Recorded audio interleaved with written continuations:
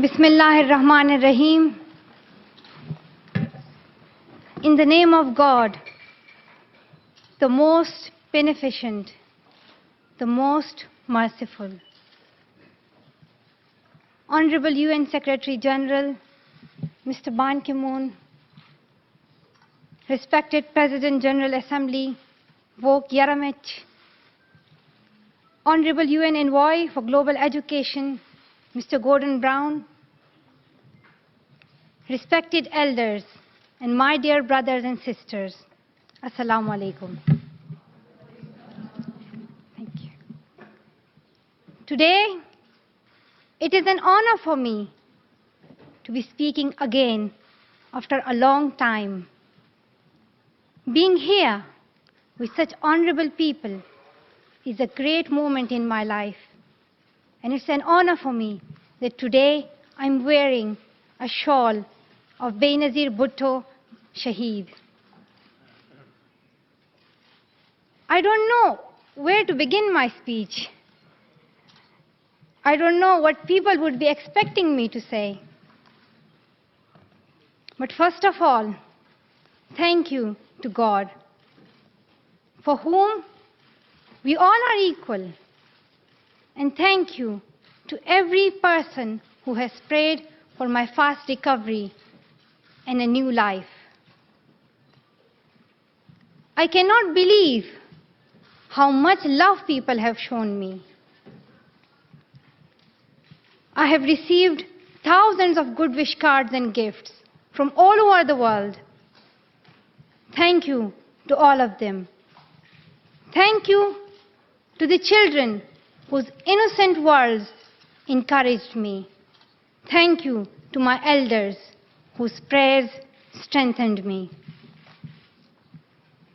I would like to thank my nurses, doctors, and the staff of the hospitals in Pakistan, in the UK, in the UAE government, who have helped me to get better and recover my strength. I fully support Mr. Ban Ki-moon, the Secretary General, in his Global Education First initiative, and the work of the UN Special Envoy, Mr. Gordon Brown, and the respected President General Assembly, Vok Yaramich. I thank all of them for their leadership that they continue to give. They continue to inspire all of us to action. Dear brothers and sisters, do remember one thing. Malala Day is not my day. Today is the day of every woman, every boy, and every girl who have raised their voice for their rights. There are hundreds of human rights activists and social workers who are not only speaking for their rights, but who are struggling to achieve their goal of peace, education, and equality. Thousands of people have been killed by the terrorists, and millions have been injured. I'm just one of them. So here I stand. One girl among many. I speak not for myself, but for those without voice can be heard. Those who have fought for their rights. Their right to live in peace. Their right to be treated with dignity. Their right to equality of opportunity. Their right to be educated. Dear friends, on the 9th of October 2012, the Taliban shot me on the left side of my forehead. They shot my friends too. They thought that the bullet would silence us. But they failed. And out of that silence came thousands of voices. The terrorists thought that they would change my aims and stop my ambitions. But nothing changed in my life except this. Weakness, fear, and hopelessness died. Strength, power, and courage was born.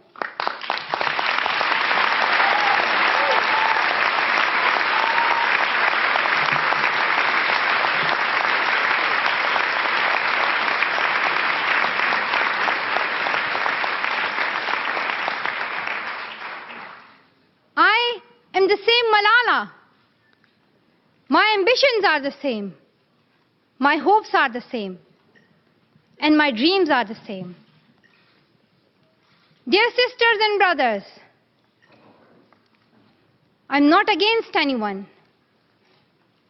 Neither am I here to speak in terms of personal revenge against the Taliban or any other terrorist group. I'm here to speak up for the right of education of every child.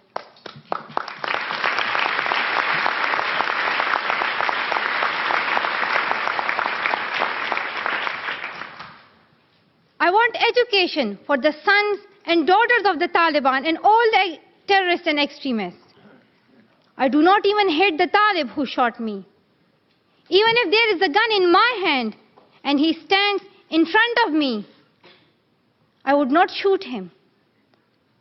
This is the compassion that I have learned from Muhammad, the Prophet of Mercy, and Jesus Christ and Lord Buddha. This is the legacy of change that I have inherited from Martin Luther King, Nelson Mandela, and Muhammad Ali Jinnah. This is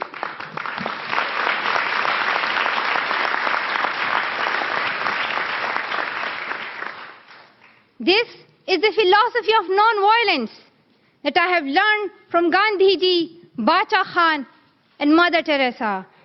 And this is the forgiveness that I have learned from my father and from my mother.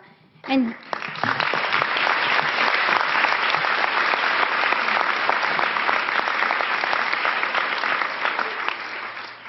this is what my soul is telling me. Be peaceful and love everyone.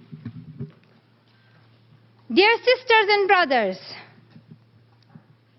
we realize the importance of light when we see darkness. We realize the importance of our voice when we are silenced. In the same way, when we were in Swat, the north of Pakistan, we realized the importance of pens and books when we saw the guns. The wise saying, "The pen is mightier than sword," was true.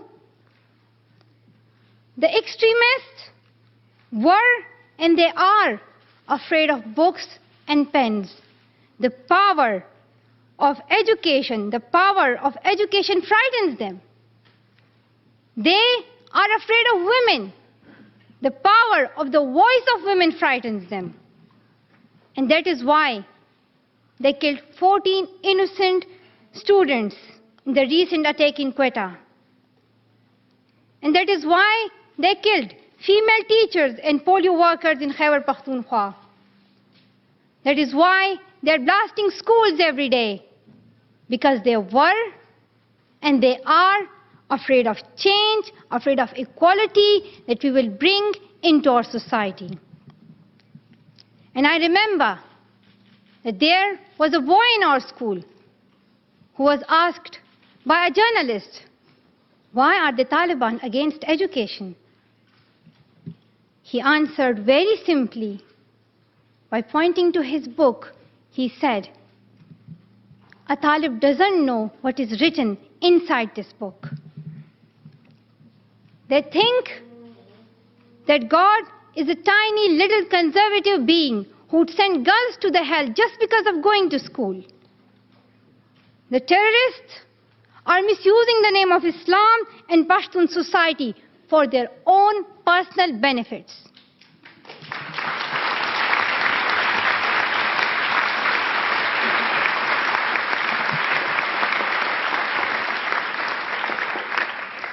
Pakistan is a peace-loving democratic country. Pashtuns want education for their daughters and sons. And Islam is a religion of peace, humanity, and brotherhood. Islam says it's not only each child's right to get education, rather it's their duty and responsibility. Honorable Secretary General, peace is necessary for education.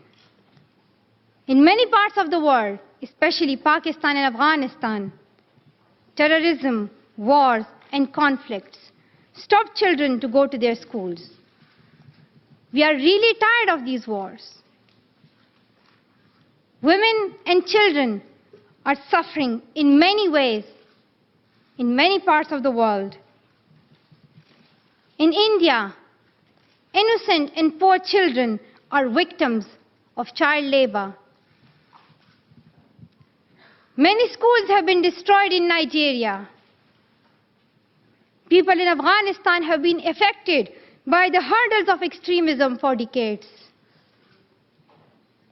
Young girls have to do domestic child labor and are forced to get married at early age. Poverty, ignorance, injustice, racism, and the deprivation of basic rights are the main problem faced by both men and women. Dear fellows, today I'm focusing on women's rights and girls' education because they're suffering the most. There was a time when women social activists asked men to stand up for their rights, but this time we will do it by ourselves.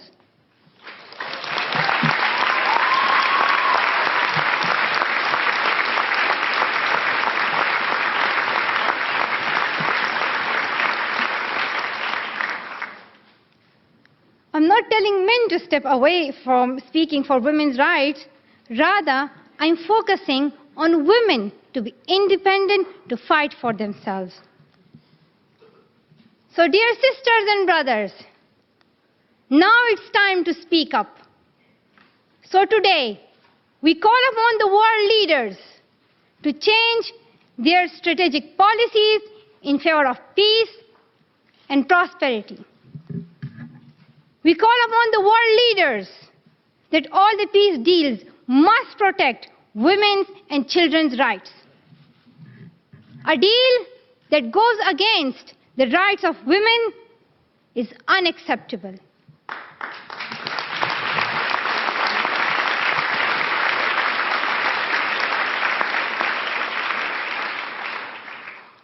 We call upon all governments to ensure free, compulsory education all over the world for every child.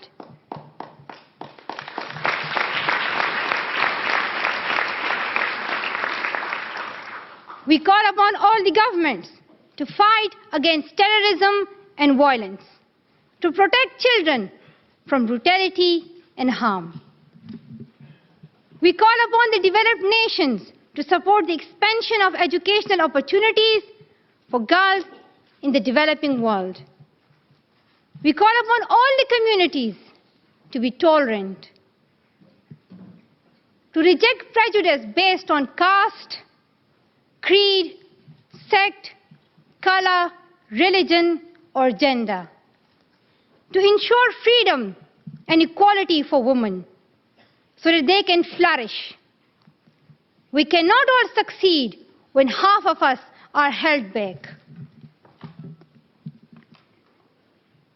We call upon our sisters around the world to be brave, to embrace the strength within themselves and realize their full potential.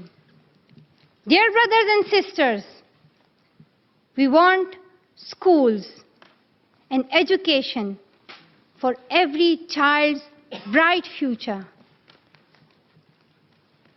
We will continue our journey to our destination of peace and education. No one can stop us. We will speak up for our rights, and we will bring change through our voice. We believe in the power and the strength of our words. Our words can change the whole world because we are all together, united for the cause of education. And if we want to achieve our goal, then let us empower ourselves with the weapon of knowledge. And let us shield ourselves with unity and togetherness. Dear brothers and sisters, we must not forget that millions of people are suffering from poverty, injustice, and ignorance. We must not forget that millions of children are out of their schools.